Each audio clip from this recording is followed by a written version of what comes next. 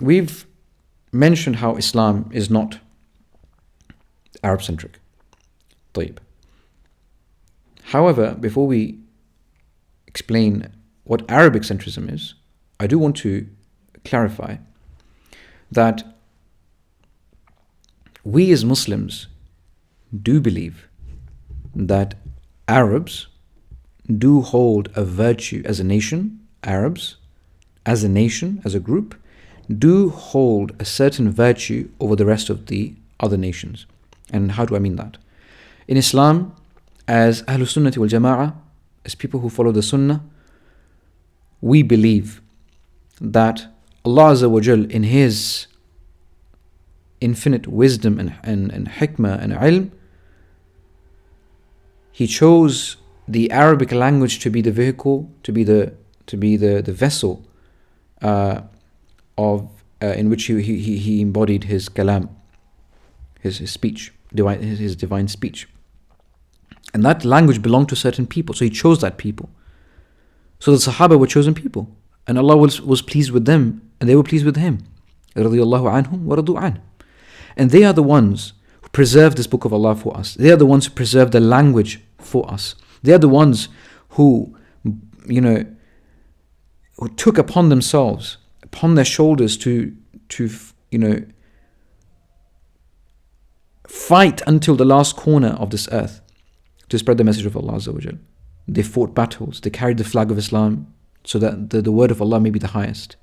Right? So the word of Allah could be the highest form of worship and belief in the lands. So they hold a degree of virtue over us as non-Arabs because we owe it to them. Right? Because, for example, as the hadith says, دَالُ الْخَيْرِ كَفَاعِلِهِ. The one who guides someone towards a khair, he is like the one who does it. Right? So there's no way that you can compare non-Arabs and people who became Muslims later and so on and so forth. They can compare themselves in virtue and degree of superiority that the Arab nation of the old had. However, is that also true for Abu Jahl or Abu Lahab, who were destroyed and made declared the fuel of the hellfire in the Quran itself? Of course not. This is only true for those Arabs. So this is the clarification here.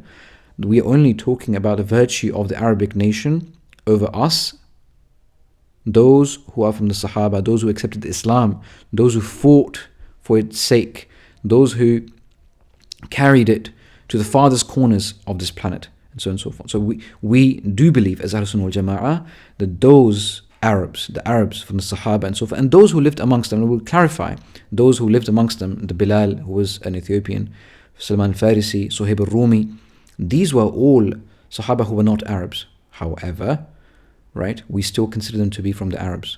Okay, and we'll explain that in a second. This is where Arabic centrism comes in. So far, this aqidah is concerned. Yes, we believe that Arabs, as a class of men, as a group, they are superior to other nations because Allah chose them for His mission. The initial pioneers of this religion were the Arabs. They are the ones who diligently fulfilled the responsibility Allah gave them.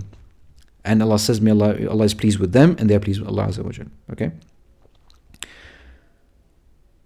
You can understand this more clearly with the example of a classroom, for example. A classroom has perhaps, say, 2 rows, okay? And the first row, generally speaking, is made up of those who are the high achievers, right? This is made up of high achievers, okay? So generally speaking, طيب. The second row is made up of those students who are not as they're not as high achievers as the first row. However, this does not defeat the possibility of one of the students in the second row, right, could be a higher achiever than one of the students who's sitting in the first row. Okay? So, although individually, as Ibn Taymiyyah rahimahullah himself said, that you can't be better as a jama'ah than the Sahaba. That's for sure. Sahaba are the best people to walk the earth after the messengers. That is true. We believe that. طيب? But can someone after them in today's time, for example, right?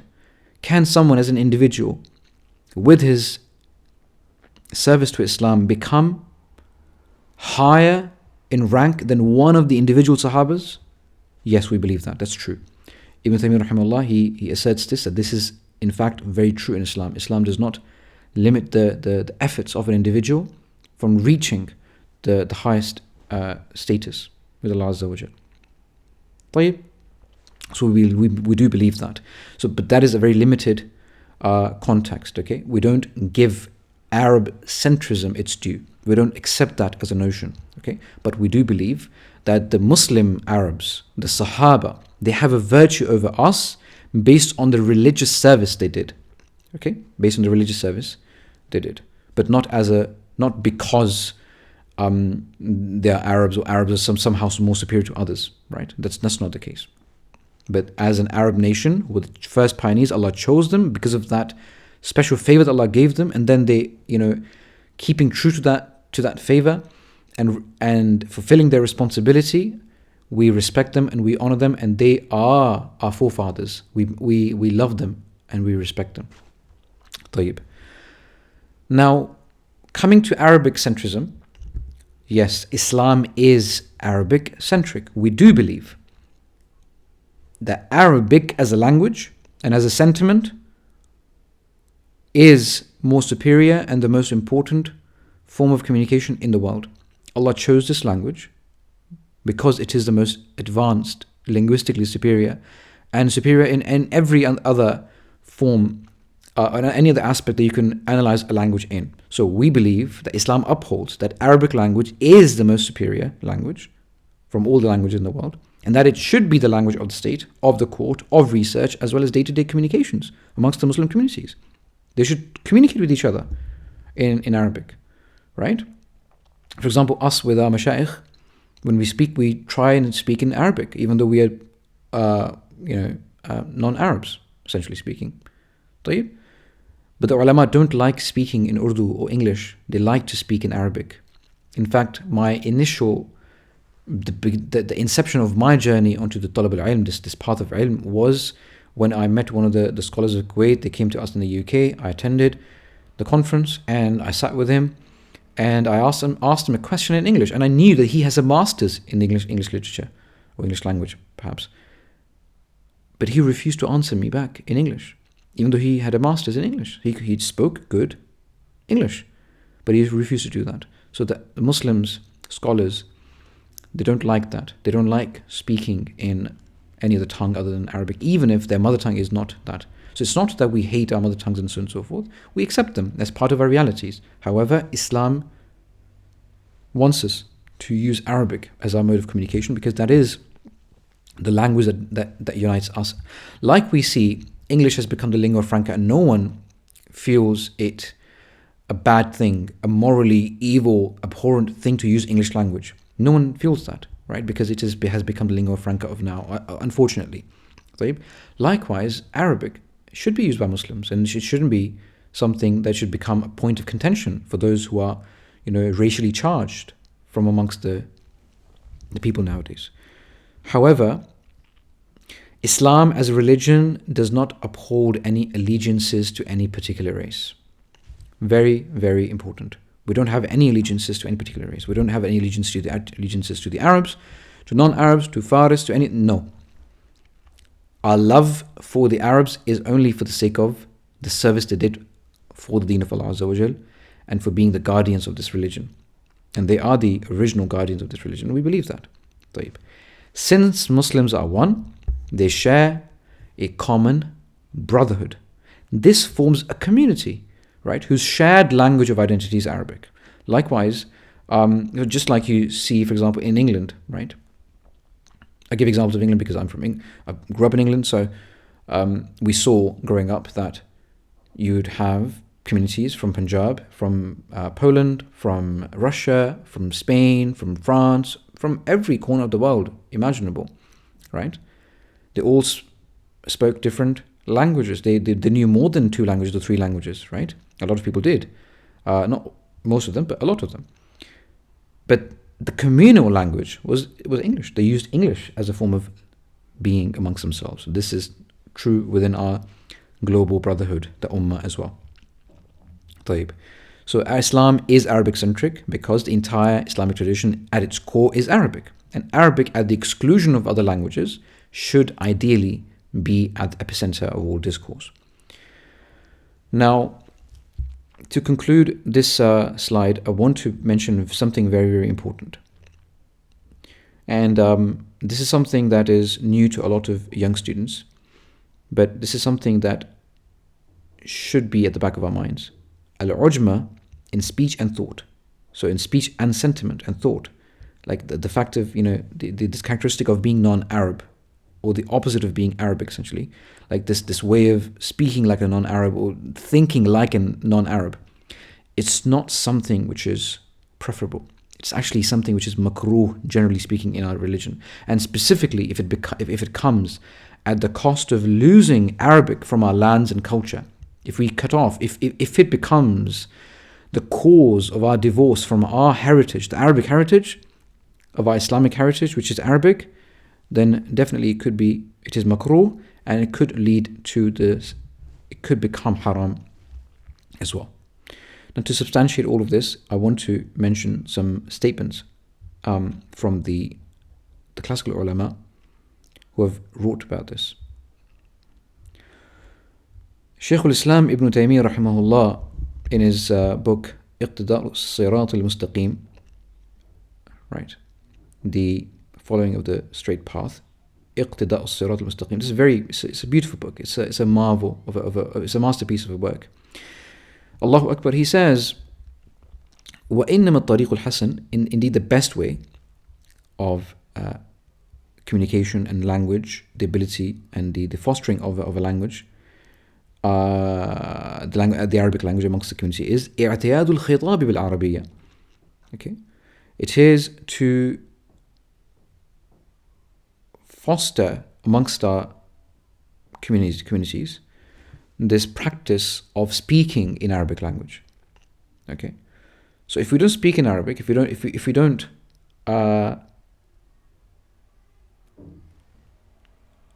force ourselves, you can say, or if we don't hold ourselves accountable towards speaking Arabic, this may not happen. But what he's saying is that the best way to make Arabic common, to make Arabic the language of the land, and how it happened in the past, he's going to give some examples later, is that it becomes a mode of communication.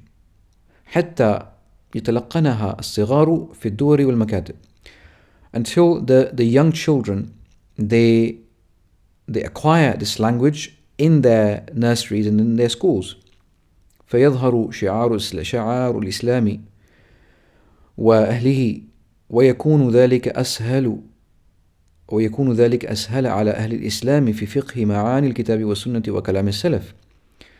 As a result of that, when everyone starts to communicate amongst themselves in Arabic, and the young children, they acquire this language while they're young, if this happens, the symbols of Islam and the symbol of Islam, this magnificent symbol of Islam, which is the Arabic language, and the symbol of its nation, of its people, the Muslims, it will become apparent in the society.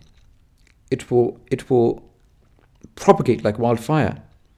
ويكون ذلك أسهل على أهل الإسلام في فقه معاني الكتاب والسنة وكلام السلف, and that will be easier upon the people of Islam, or make it easier upon the people of Islam, or ease their journey into the understanding of the meanings of the Book of Allah and the Sunnah of His Messenger and the speech of the Salaf al-Salihin, the pious predecessors.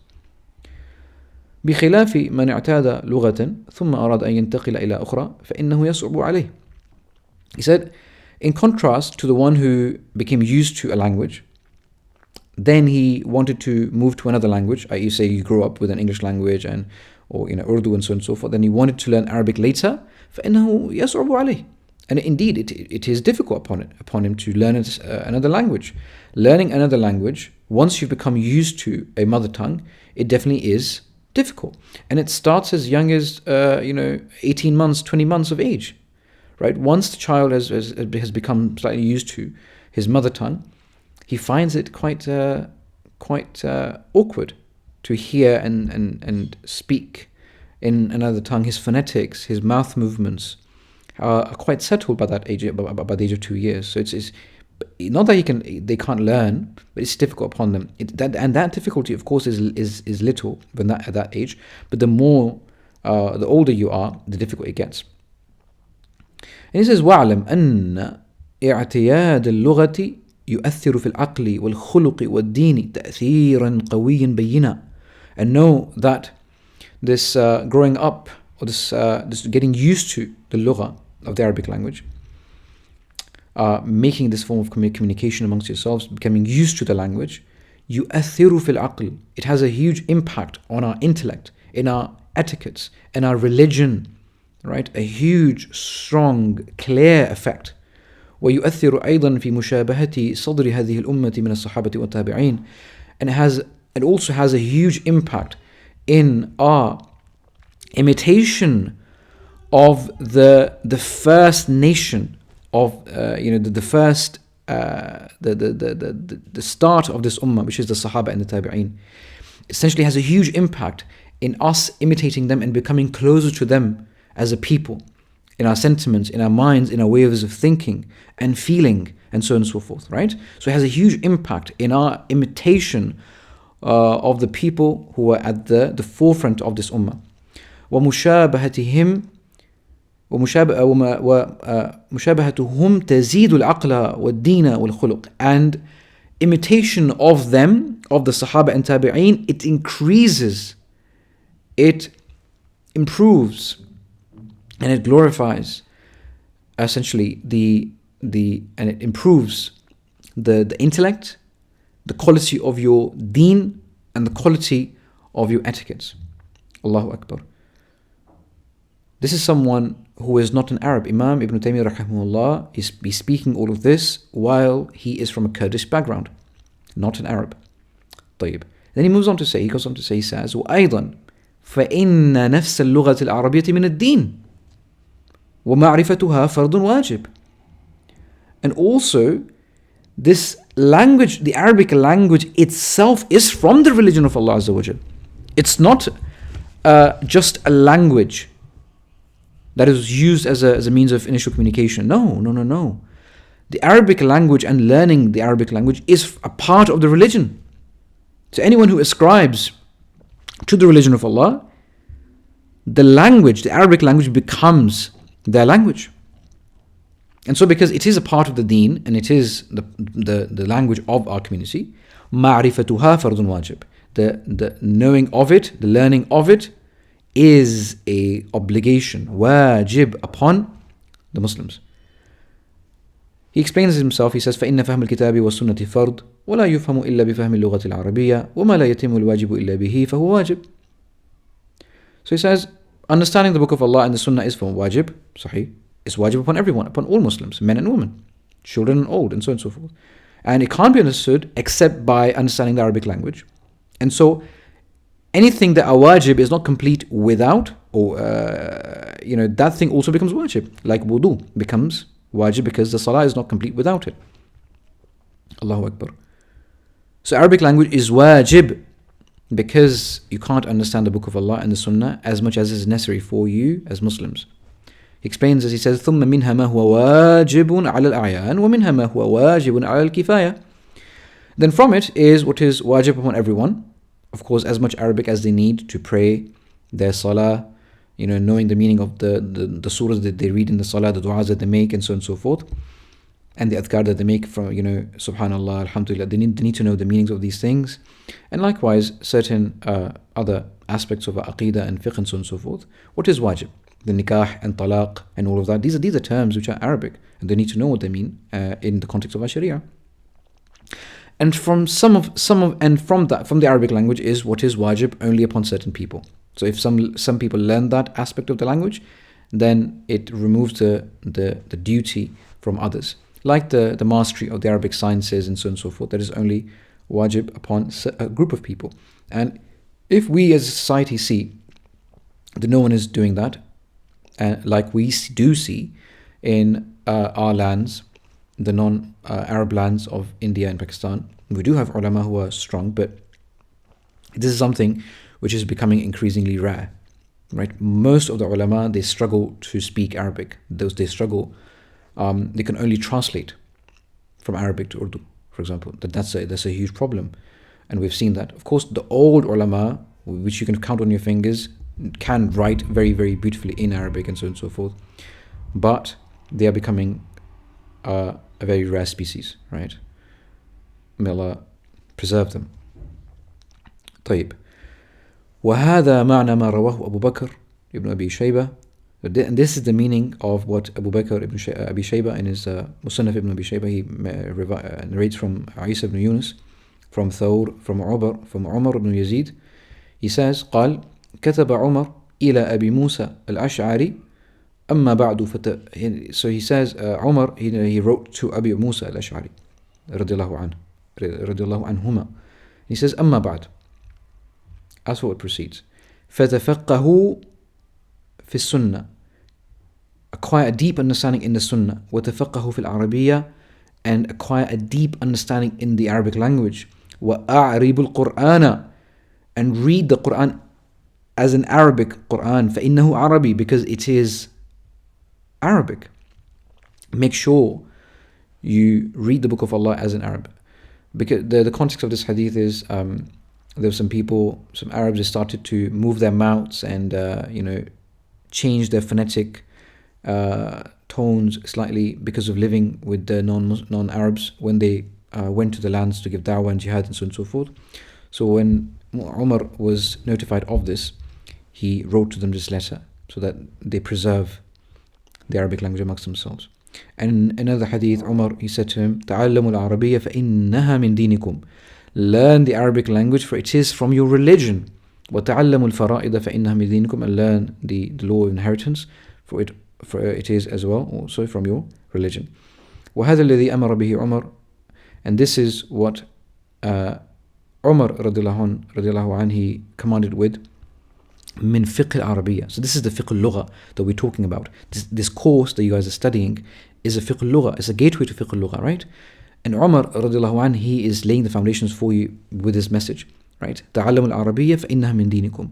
Learn the Arabic language, for it is from your religion. This is the starting point of Fiqhul Lughah, right? The first step of Fiqhul Lughah is to understand why the Arabic language is important, right? وفقه الشريعة, Allahu Akbar, and the fiqh of the Sharia. Okay, and you later, in a few moments inshallah, you'll understand how the fiqh of Arabic is synonymous with fiqh of Sharia. The weak you are in the fiqh of your Sharia, the weaker you are. The weaker you are in the fiqh of your Arabic, the weaker you are in the fiqh of Sharia. Allahu Akbar. So من فقه العربية وفقه الشريعة يجمع ما يحتاج إليه. He combines what is needed. لأن الدين فيه فقه أقوال وأعمال. Because this deen in there is the fiqh, the deep understanding of the statements and the actions. Okay, so the language and the Sharia. فقه العربية هو الطريق إلى فقه أقواله وفقه السنة وفقه السنة هو الطريق إلى فقه أعماله. Okay, so the fiqh al-Arabiya huwa at-tariq ila fiqh aqwali. The deep understanding of the Arabic language, it is the way towards the deep understanding of the statements of the Messenger of Allah, or the statement of Allah Azza wa Jalla in His Quran, in the Quran. وَفِقْهُ السُنَّةِ هُوَ الطَّرِيقُ إِلَى فِقْهِ أَعْمَالِهِ. And the deep understanding of the Sunnah is the way to understanding the deep understanding of his actions, right? So by aqwalihi, he means the aqwal of the Messenger of Allah Azza wa Jal. But of course we also understand from this the book of Allah Azza wa Jal, because that precedes it. It precedes the aqwal of the Prophet. This is Ibn Taymiyyah rahimahullah clarifying for you these important foundations, these important beliefs that we hold as Muslims. Arabic is from our religion. Islam is an Arabic-centric religion. It revolves around Arabic. And everyone who becomes a Muslim, Arabic is his language, and he can adopt it as his language. However, there's something else, inshallah, that we want to talk about after a few more statements from the ulama. Ibn Taymiyyah rahimahullah, he goes on to say that فغلب على العرب القوة العقلية النطقية واشتق اسمها من وصفها فقيل عرب من الإعراب وهو البيان والإظهار وذلك خصوصا القوة النطقية Allahu Akbar. He says that the strength of intellect, of thinking, and of speech, this overpowered the people of Arabia, the Arabs. It became their mode of being, right? To the point, so much so, that their name, Al-Arab, is taken from I'rab. And I'rab, it means al-bayan wal-idhar. It means to clarify, right? And to express. And subhanAllah, that is primarily because of this strength of speech. Allahu Akbar.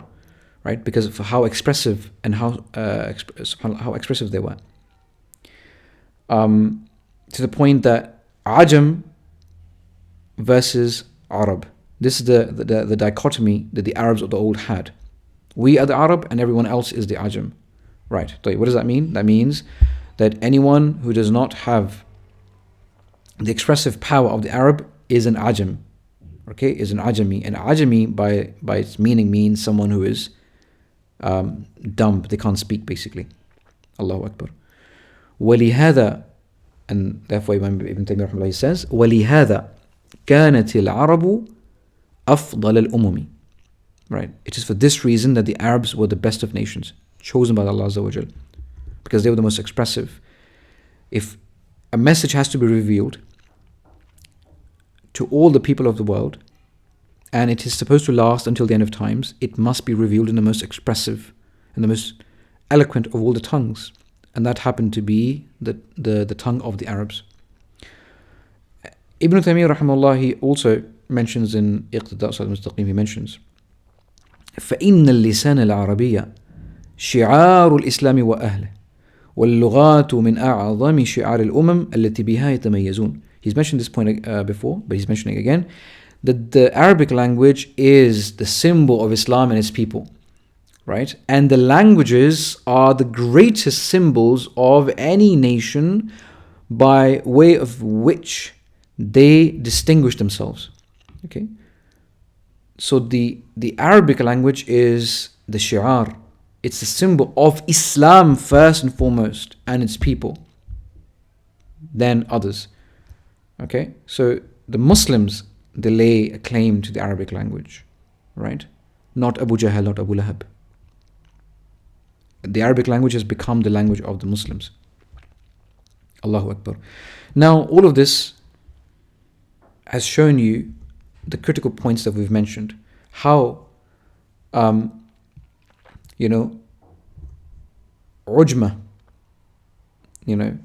the fact that if we leave off Arabic amongst ourselves, how that is makruh. Okay, how that is makruh. It has shown you how Arabic is at the center of Islamic discourse, right? Islam revolves around that. Islam upholds Arabic as its language, and so Arabic becomes the language of the universal brotherhood, the Ummah, Muslims. More than that now, why is Arabic language important? Why do we say that Arabic, the religion of Islam is Arabic centric? Is because Imam al-Hasan al-Basri rahimahullah, he says, أهلكتهم العجمة يتأولون القرآن على غير تأويله. Imam Shatibi rahimahullah, he mentions this in his book Al-I'tisam, that their ujma, their way of being as non-Arabs in their tongue and their thinking, it destroyed them. Even when they learned the Arabic language, of course they were not to the point of the original Arabs, right? They had not learned to that degree. Their ujma destroyed them. They started to interpret the Quran in a way that was not its way, right? They started to interpret the Quran in a wrong way. على غير تأويله. It was not supposed to be interpreted in that way. If they had only understood deeply the language of the Arabs. أهلكتهم العجمة. And Imam al-Hasan al-Basri is from the Tabi'een, like from the old ulama, right out of the Sahaba. And he's saying that the ahlakatum destroyed them. He's speaking about certain mubtadi'ah, those who innovated in the religion of Allah Azza wa Jalla, okay? Their ujma destroyed them essentially. They fell into bid'ah because of their ujma. They were thinking of the Quran and they were thinking it like a non-Arab. So they fell into error, subhanAllah. Imam Shatibi rahimahullah, then he mentions himself, a statement from him, he says, أَلَا يَتَكَلَّمُ فِي شَيْءٍ. He's talking about a scholar, a person who's studying the deen of Allah Azza wa Jalla. He says, أَلَّا يَتَكَلَّمُ وَأَلَّا يَتَكَلَّمْ فِي شَيْءٍ مِّن ذَلِكَ حَتَّى يَكُونَ عَرَبِيًّا أَوْ كَالْعَرَبِيِّ في كونه عارفا باللسان العربي بالغا فيه مبلغ العرب. Allahu Akbar.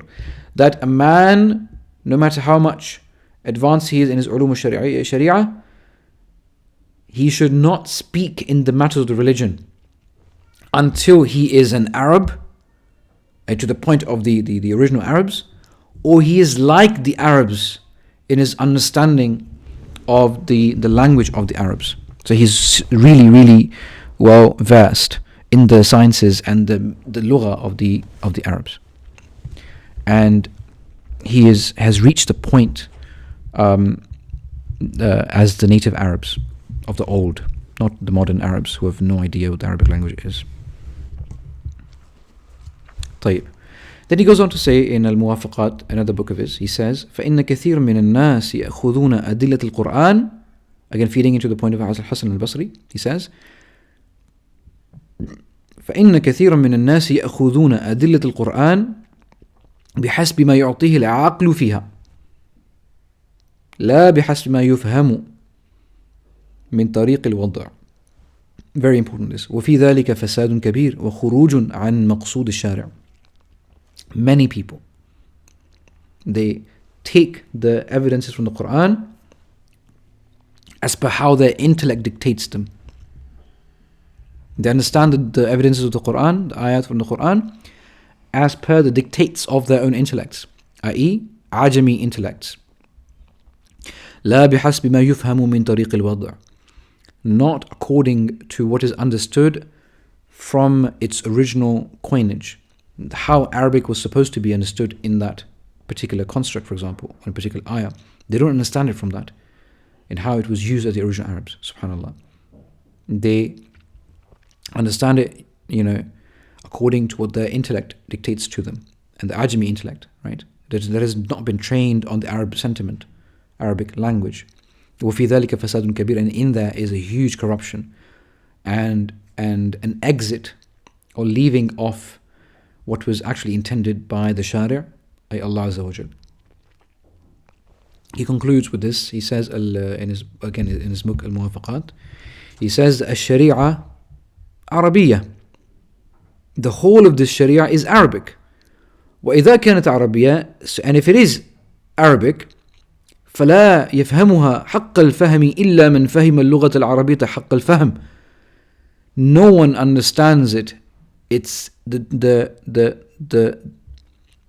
its deserving status of understanding, its true understanding, except the one who understands the Arabic language as it is deserved to be understood. So you can't understand the Sharia, the true understanding of the Sharia, until you truly and deeply understand the Arabic language as it deserves to be understood. Allahu Akbar. فإذا فرضنا مبتدئا في فهم العربية فهو مبتدئ في فهم الشريعة. If we assume the person to be mubtadi in his understanding of the Arabic language, for indeed he is a beginner in his understanding of the Sharia, in the understanding of Sharia. Allahu Akbar. And he goes on to say about the mutawassita and so on and so forth. Anyone who's a beginner, who's intermediate in his understanding of the Arabic language, and he's intermediate in his understanding of the Sharia and so on and so forth. He says, فَإِنْ انْتَهَى إِلَى دَرَجَةِ الْغَايَةِ فِي الْعَرَبِيَّةِ كَانَ كَذَلِكَ فِي الشَّرِيعَةِ. And if he ends up at the highest rank, highest status, or the highest point in the Arabic language, in his understanding and his speech and his communication and his sentiments of the Arabic language, كَانَ كَذَلِكَ فِي الشَّرِيعَةِ. it will be like so in the fahm of Sharia. He has reached the highest point in his fahm of the Sharia, in his understanding of the Sharia. فكان فهمه فيها حجة كما كان فهم الصحابة وغيرهم من الفصحاء الذين فهموا القرآن حجة. Allahu Akbar. His fahm, and this is a great statement, Allahu Akbar, his fahm, someone who really achieves the pinnacle in his understanding of the Arabic language, and by way of that in the Sharia, his understanding of the Sharia will become a hujjah. Like we say it with the Imam Shafi'i rahimahullah, his understanding of the Sharia in most aspects is a hujjah amongst the ulama. Okay? And Imam Shafi'i's fiqh is the closest to the sunnah because of this, because he was the strongest amongst the ulama, the a'immah, in his understanding of the Arabic language. Okay? His fahm will become a hujjah, it will become an evidence, a dalil, right? As was the understanding of the Sahaba and those others other than them from the most eloquent of the fusaha of the Arabs, those who understood the Quran, as their fahm was the hujjah, his fahm will become a hujjah as well. And this is also, and wallahi I say this, those people who are living in this time and age, if they truly master the Arabic language, and it is still possible to master the Arabic language, they can achieve this status that Imam Shatibi is talking about. And this is the foundation of Fiqhul Lughah that we're talking about. Okay, this is the gateway towards Fiqhul Lughah, right? So understanding these are the tools, these are the possibilities, these are the foundational grounding ideas and beliefs and philosophies that we hold as Muslims. Subhanallah. So once we've identified with these realities, I want to mention something which most of you might not have heard. And this is something which really breaks down the initial doubt that we started talking about, i.e., is Islam universal, or is it Arab-centric or Arab-centric, and so on and so forth. Right? We're going to now define what is an Arab to you.